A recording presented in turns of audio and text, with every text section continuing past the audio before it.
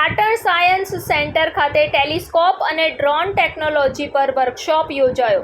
પાટણના regional science centre ખાતે 18 જૂન 2024ના રોજ ટેલિસ્કોપ અને ડ્રોન ટેકનોલોજી પર વર્કશોપ યોજાયો, જેમાં 250થી વધુ વિદ્યાર્થીઓ, શિક્ષકો અને સામાન્ય મુલાકાતીઓએ ભાગ લીધો હતો.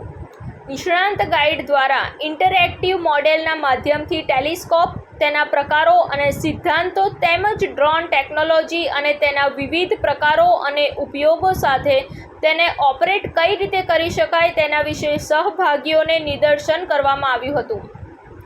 વિદ્યાર્થીઓ ડ્રોન વિશે જાણીને અને તેને ઓપરેટ કરીને ખૂબ જ આનંદિત થયા હતા.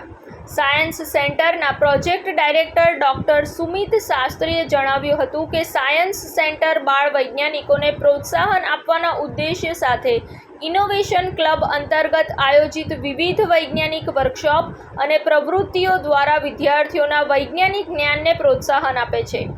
વૈજ્ઞાનિક અને તકનીકી રીતે જાગૃત વિદ્યાર્થીઓ આવનારા ભવિષ્યમાં વિકસિત ભારતના સ્વપ્નને સાકાર કરવામાં ચોક્કસપણે યોગદાન આપશે.